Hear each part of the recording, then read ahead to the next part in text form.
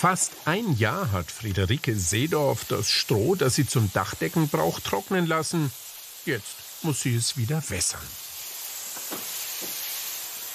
Wir machen die ein wenig feucht, damit sich das Stroh schöner dreht. Das wird dann einfach geschmeidiger und dann wird dieses Seil, mit dem man die befestigt, quasi gleichmäßiger. Und es ist für die Hände auch angenehmer, weil es nicht so spröde ist. Lange hatte sie in diesem Sommer auf ein paar zusammenhängende, trockene Tage ohne Regen warten müssen. Jetzt kann Friederike gemeinsam mit ihrer Cousine Milli und ihrem Ehemann Johannes, dem alten Weberhaus in Neudorf, aufs Dach steigen. Bereits im vergangenen Jahr hatten die drei die eine Hälfte des jahrhundertealten Weberhauses mit frischem Stroh gedeckt.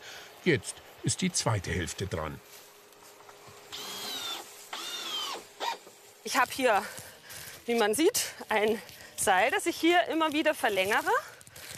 Ich nehme immer wieder eine Handvoll Stroh, dann gehe ich hier unter der Latte durch, schiebe das ein bisschen schön zusammen, lege das nächste daneben, nehme davon wieder eine Handvoll, verlängere das wieder weiter und immer so weiter. Hier die ganz alte Methode der armen Bauern, ihre Dächer zu decken. Die konnten sich einfach nichts anderes leisten.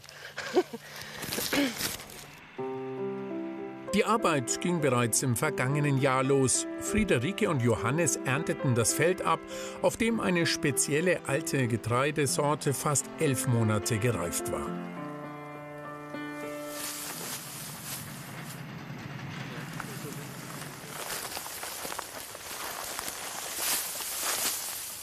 Karlshuter Winterroggen heißt unser Getreide. Das gibt es inzwischen auch nur noch bei uns. Das vermehren nur noch wir.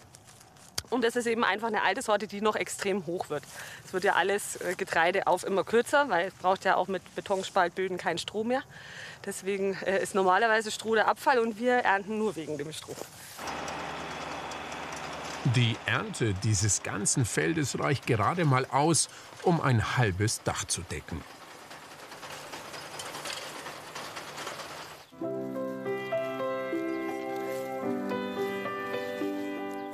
Fast 4 Tage dauert es, bis die Dachseite fertig gedeckt ist. Diese spezielle Technik des Strohdachdeckens beherrschen heute nur noch wenige. Kein Wunder, schließlich gibt es auch nur noch eine Handvoll Häuser, die so ein Strohdach tragen. Ja, das ist okay. Und dann noch so eine ganz kleine. Diese spezielle Deckung, wie wir sie hier machen, die gibt es in Deutschland eben nur in Oberfranken, insgesamt auf 5 Häusern und wird ansonsten in Österreich so gemacht und in Osteuropa gibt es das auch noch öfters. Friederikes Cousine Milli Proksch hilft immer wieder gerne mit, wenn die Seedorfs ein Strohdach decken. Die Erzieherin ist mit Feuereifer dabei, auch wenn die schon schweißtreibende Arbeit bei über 30 Grad im Schatten sehr anstrengend wird.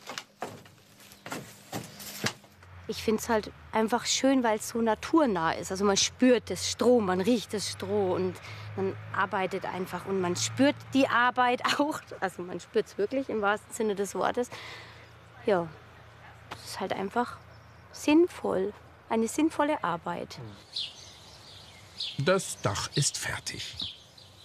Und wenige Tage später muss es schon seine erste Prüfung bestehen. Tagelang hat es in Neudorf geregnet. Friederike Seedorf sieht nach dem Rechten.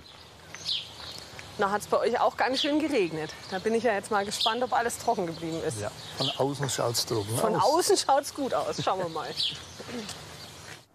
Gemeinsam mit Wolfgang Tröger vom Museumsverein, dem das Weberhaus gehört, prüft sie, ob es auf der Innenseite des frisch gedeckten Dachs nasse Stellen gibt. Na, ist alles trocken geblieben. Ja, Sieht trocken. gut aus. Und dicht. Wunderbar. So soll das sein. Ersten Starkregen überstanden. In den kommenden Monaten will der Museumsverein das Weberhaus auch innen noch auf Vordermann bringen. Im Mai soll es dann wieder für Besucher geöffnet werden. Ein paar Strohschaben sind übrig geblieben. Die sollen im Weberhaus ausgestellt werden. Das alte Gebäude ist nun mit seinem neuen Dach gut gerüstet. 15 bis 20 Jahre sollte es halten. Erst dann muss es wieder neu gedeckt werden.